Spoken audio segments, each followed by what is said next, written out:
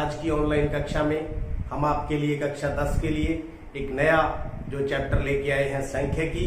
तो सांख्यिकी क्या होती है, पहले इसकी जानकारी हासिल करेंगे। इस लेसन के अंदर, इस चैप्टर के अंदर हमने क्या क्या करना है उसके बारे में जानकारी लेंगे। फिर जो शुरू करेंगे एक्सरसाइज हम 14.1, तो ये सब हम स्टेप बाय स्टेप करने वाले हैं। तो सबसे पहले जैसे हमारे चैप्टर का नाम है सांख्यिकी, तो सांख्यिकी क्या होती है, तो सांख्यिकी के बारे में जानकारी लें। तो सांख्यिकी एक मैथ की ही, गणित की ही एक ब्रांच है जिनके अंदर हम आंकड़ों का अध्ययन करते हैं। आंकड़ों की सहायता से किसी निश्चित उद्देश्य को लेकर के कुछ ना कुछ हम प्लानिंग करते हैं, योजनाएं तैयार करते हैं। जैसे सबसे पहले तो सांख्यिकी समझने के लिए हमें आंकड़े मालूम होना चाहिए। आंकड़े क्या होते हैं, डाटा, इंग्लिश में क्या बोलते हैं, डाटा। एक निश्चित उद्देश्य से एकत्रित किए गए तथ्यों या अंकों जो संख्यात्मक या अन्य रूप में भी हो सकते हैं, उन्हें आंकड़े कहा जाता है। आंकड़ों का मतलब, जैसे इंग्लिश में डाटा बोलते हैं तो ऐसे लगता है डाटा मतलब आसान काम है कोई। जैसे विद्यालय में पेड़ों की संख्या, विद्यालय में कितने पेड़ हैं, कितने शीशम के पेड़ हैं, कितने नीम के पेड़ हैं, इन सबको किसी कॉपी में लिखकर उन सूचनाओं से हम कुछ ना कुछ पॉलिसी तैयार करें, नियम तैयार करें। या देश में बहने वाली नदियों की संख्या, यहाँ मैंने एग्जांपल दी है, देश में नदियों की संख्या, कितनी नदियां हैं देश के अंदर, देश के अंदर कितने मंदिर है, देश के अंदर कितनी जनसंख्या है, कितने बच्चे हैं, कितनी औरतें हैं, कितने मनुष्य हैं, कितने पढ़े लिखे हैं, कितने अनपढ़ हैं। तो ये सारे आंकड़े तैयार किए जाते हैं। तो आंकड़े, उन आंकड़ों से हमें क्या क्या चाहिए, कौन कौन सी सूचनाएं हमें चाहिए, किस आधार पर हम योजनाएं तैयार करें, अपनी जो आइडियोलॉजी है उसको फिट करें, देश की तरक्की के लिए किस प्रकार सोचें। तो ऐसी जो मैथ की एक ब्रांच है सांख्यिकी, स्टैटिक्स। आंकड़ों से हम इच्छा अनुसार अर्थपूर्ण सूचनाएं उपलब्ध करना जान जाए। हमारी जो रिक्वायरमेंट है वो क्या है, उसको लेकर के हम उन आंकड़ों का इस्तेमाल करें। अर्थपूर्ण सूचना, अर्थपूर्ण सूचना उपलब्ध करने से संबंधित अध्ययन, उसका अध्ययन करना, वो गणित की एक शाखा में किया जाता है जिसे सांख्यिकी कहते हैं। तो उम्मीद करता हूं सांख्यिकी क्या होती है क्लियर हो चुकी है। दोबारा फिर से आपको बता दूं, सांख्यिकी गणित की एक ब्रांच है जिसके अंदर क्या सीखा जाता है, जो आंकड़े इकट्ठे किए हैं उस आंकड़ों से अर्थपूर्ण, ताकि जिससे हम देश की उन्नति के लिए, देश की तरक्की के लिए योजनाएं तैयार कर सकें और अन्य कार्यों के लिए भी योजनाएं तैयार की जा सकती हैं। जैसे विद्यालय के अंदर लड़कों की संख्या, लड़कियों की संख्या, जैसे देश के अंदर भी कितने पुरुष हैं, कितनी स्त्रियां हैं, कितने बच्चे हैं, उनके लिए क्या क्या सोचा जाए, क्या क्या किया जाए। तो ऐसा अध्ययन हम कहां पर करते हैं, सांख्यिकी के अंदर। जहां हम बात करें हमारे जो 14 चैप्टर से जो सांख्यिकी चैप्टर है, इस चैप्टर के अंदर हम क्या क्या पढ़ने वाले हैं इसको हम देख लेते हैं। माध्यक, बहुलक और आंकड़ों का आलेखीय निरूपण, आलेख बनाना। तो ये हम इस चैप्टर के अंदर सीखने वाले हैं। तो 1 by 1 हम करेंगे। तो सबसे पहले देखते हैं माध्य। माध्य से आप अनभिज्ञ नहीं है। माध्य आपको 7th क्लास में, 8th क्लास में और 9th क्लास में तो पूरी डिटेल से आपको बताया गया है माध्य क्या होता है। फिर भी मैं आपको बता देता हूं, माध्य मीन औसत। हम औसत निकालते हैं। जैसे मैं आपसे एक प्रश्न करूं कि जो 10वीं कक्षा में बच्चे पढ़ते हैं उनकी ऊंचाई कितनी होती है, तो क्या आप बता पाएंगे? बिल्कुल बता पाएंगे। आप अंदाजे से बता पाओगे। आप कहोगे जी लगभग 5 फुट होती है। कितनी? लगभग 5 फुट होती है। क्या सभी विद्यार्थियों की 5 फुट है? नहीं। किसी की 5 फुट 4 इंच हो सकती है, किसी की 4 फुट 10 इंच हो सकती है, किसी की 5 फुट 2 इंच हो सकती है, लेकिन उनकी औसत कितनी है? कितनी है? 5 फुट। कितनी है? 5 फुट। उसी प्रकार अगर मैं आपसे पूछूं कि 10वीं कक्षा के विद्यार्थियों का जो भार कितना होता है, तो भार का मतलब यहां से फिर मैं वही बात करूंगा, औसत भार। तो बच्चे कहेंगे, जैसे कह दिया 45 किलो होता है। कितना? तो क्या सभी बच्चों का 45 है? नहीं, बिल्कुल 45 नहीं है। किसी का 42 है, किसी का 48 है, कोई मोटा है, कोई पतला है, लेकिन उनकी औसत हमने बता दी। जैसे मैंने आपको एक एग्जांपल के थ्रू यहां पर मैं एक लेता हूं एग्जांपल, जैसे ले लिया 4 4 6 6 6 14 14 16 16 16। तो ये हमने आंकड़े ले लिए, वैसे संख्याएं ले ली। हमने क्या बताना है, इनकी औसत बतानी है या इनका माध्य निकालना है। तो 9वीं कक्षा में जाएं तो माध्य कैसे निकालते थे, आंकड़ों का योगफल बटा में आंकड़ों की संख्या। आंकड़ों का योगफल, इन सब का हम योगफल कर देंगे। 4 + 4 + 6 + 6 + 6 + 14 + 14 + 16 + 16 + 16। तो ये हमने जोड़ कर दिया। अब कितने आंकड़े हैं, 1 2 3 4 5 6 7 8 9 10। कितने हैं, 10। तो इनका जोड़ करें, 16 दिया 48, 48 और 14 62, 62 और 14 76, 76 और 6 82, 88, 88 और 6 94, 94 और 8 102 बटा में 10। इनका जोड़ हो गया 102। तो माध्य कितना आ गया, 10.2। इस प्रकार से हम माध्य निकालते थे। क्या कोई और भी तरीका हो सकता है? एक तरीका ये भी था, जैसे मान लीजिए अंक, यहां थी बारंबारता, बारंबारता, अंक और बारंबारता। देखिए अंक 4, बारंबारता कितनी बार है, 2 बार। अंक 6 कितनी बार है, 3 बार। अंक 14 कितनी बार है, 2 बार। अंक 16 कितनी बार है, 1 2 3 बार। तो ये देखिए एक तरीका और क्या था, आप थोड़ा रिमाइंड कीजिए। अंक को हम लिखते थे x, बारंबारता को क्या लिखते थे, f। तो इनका इस प्रकार से भी हम माध्य निकालते थे, x गुना में f करेंगे। मतलब 4 2 बार है तो 4 दूनी 8, x गुना में f, xi Guna fi। i का मतलब पहले से 4 दूनी 8। 6 को 3 से 3 बार है, 6 दिए 18। 14 2 बार है 28। 16 3 बार है, कितना हो गया 48। तो इनका योग 8 और 8 चौके 32, 3 7 2 9 और 1 10।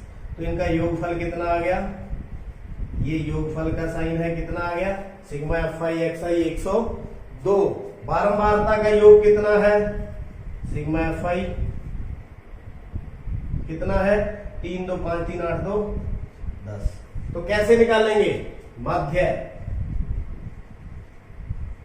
जो इनका योगफल है 102 बटा में कितना 10, कितना आ गया 10.2। बात एक ही है, चाहे सीधा जोड़ कर लो चाहे इसको टेबल बना लें और योग कर ले, बात एक ही है। तो अब हम सीखेंगे, ये इसको बोलते हैं अवर्गीकृत डाटा। कौन सा डाटा बोलते हैं, अवर्गीकृत डाटा।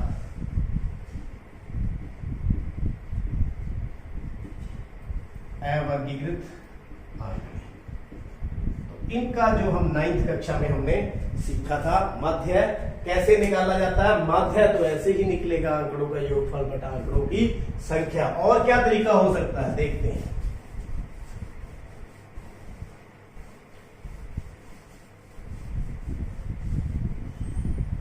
अगर हम इन्हीं आंकड़ों को वर्गीकृत कर दें, वर्गीकृत,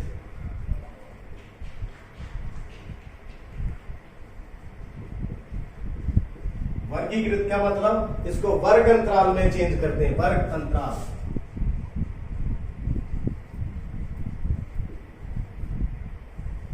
वर्ग अंतराल 0 से 5। 0 से 5 कितनी संख्याएं हैं,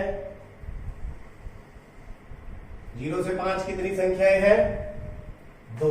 कितनी है, 2। 5 से 10 के बीच में कितनी संख्याएं हैं, कितनी है, 3, कितनी 3। 10 से 15 के बीच में कितनी है 2। 15 से 20 के बीच में कितनी है 3। तो ये हमारे पास इसका हमने वर्गीकरण कर लिया, ये तो बारंबारता ही है। अब इसका कैसे निकालेंगे, तो इसका निकालने के लिए 10th कक्षा के अंदर माध्य निकालने के जो हमारे पास फॉर्मूले हैं वो कौन कौन से हैं, कौन कौन से सूत्र हैं जिसके द्वारा हम माध्य निकालते हैं वो वर्गीकृत आंकड़ों में।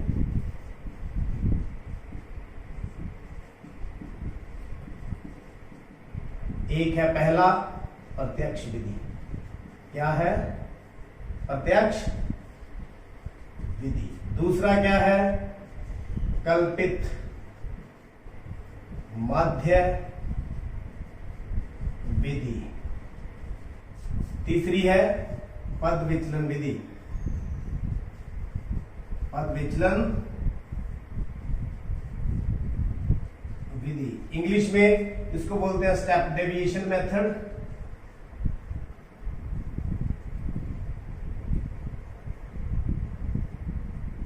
इसको बोलते हैं assumed mean method. Shortcut method भी बोल देते हैं, ये डायरेक्ट मेथड। तो हम यहां पर कौन सा करने जा रहे हैं, डायरेक्ट मेथड। जो पहला मेथड है हमने सीखना है वर्गीकृत आंकड़े। यहां पर क्या है, हम क्या करेंगे वर्ग चिन्ह निकालेंगे। सबसे पहले वर्ग चिन्ह, या इसको आप क्लास मार्क्स भी बोल देते हो, मध्य बिंदु भी बोल देते हो। इसको हम एक्स आई के द्वारा लिखते हैं, ये है एफ आई। ये कहां से आएगा, इसका मध्य बिंदु निकालेंगे। कैसे निकालेंगे, अपर माइनस लोअर, निम्न बिंदु और अपर बिंदु दोनों को मिलाकर बटा 2।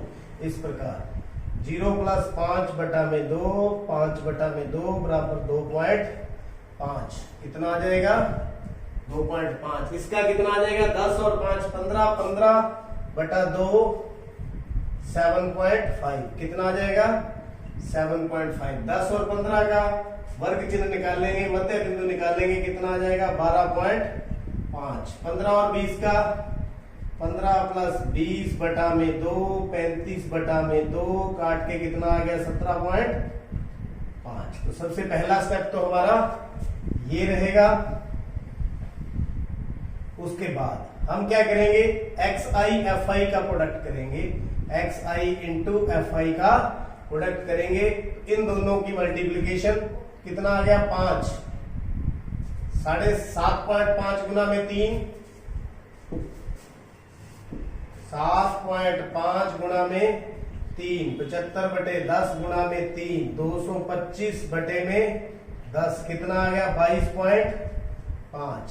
22.5। इसी तरह 12.5 गुना 2 25, 17.5 गुना 3 175 बटा 10 गुना में 3, 5 × 15, 1 × 51 और 1 52 बटा में 10। तो 52.5 कितना आ गया 52.5। तो मेरे ख्याल में उसी तरह का है जैसे हमने पहले अभी भी यहां पर सम किया है। देखिए अब यहां पर समेशन, ये किसका साइन है समेशन एफ आई, मतलब एफ का बारंबारता का फ्रीक्वेंसी का 3 2 5 3 8 2 10। इसी प्रकार समेशन एफ आई एक्स आई कितना होगा, जोड़ ले दोनों की गुणा का समेशन। समेशन मीन योगफल 5 और 5 10, 1 3 5 8 तो 10 और 5 15, 1 6 2 8 और 2 10 105। तो देखिए प्रत्यक्ष विधि के अंदर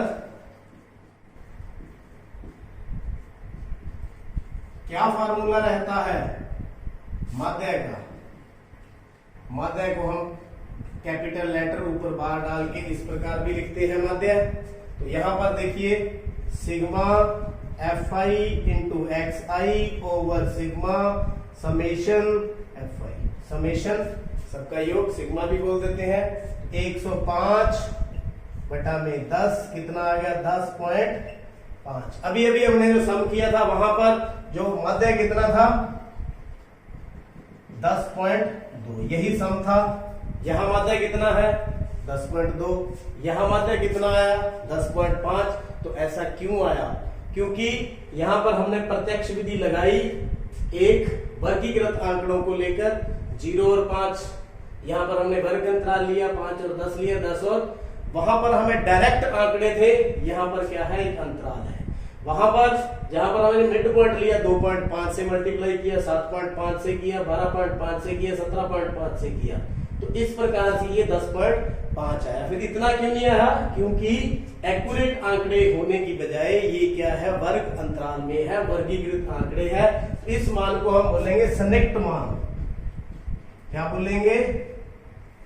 सन्निकट मान, मतलब सही के बिल्कुल नजदीक। तो इस प्रकार जो हमारी प्रत्यक्ष विधि का जो मैंने एक आपको जो नमूना आपको समझाया है किस प्रकार से बना है, यहाँ वर्ग अंतराल है, मध्य बिंदु निकालना है जिसको वर्ग चिन्ह भी बोलते हैं, फिर दोनों की गुणा करनी है, फिर ये फॉर्मूला जो प्रत्यक्ष विधि का लगा करके इस प्रकार से सवाल करना होता है। माध्यक, बहुलक, आलेख, ये 4 चीजें हम इस चैप्टर में करने वाले हैं।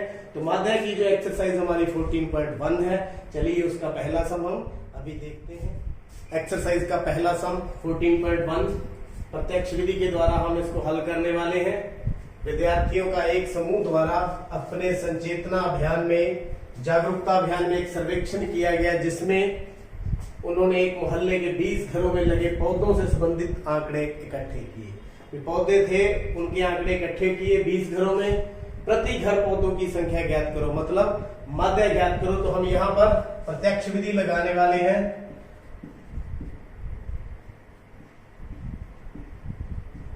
प्रत्यक्ष विधि बिल्कुल पहली विधि है। यहाँ पर क्या है पौधों की संख्या वर्ग अंतराल में है, वर्गीकृत आंकड़े हैं। घरों की संख्या को हम किसके द्वारा लिखते हैं? बारंबारता फ्रीक्वेंसी Fi के द्वारा। तो इसका क्या निकालेंगे? वर्ग चिन्ह या मध्य बिंदु।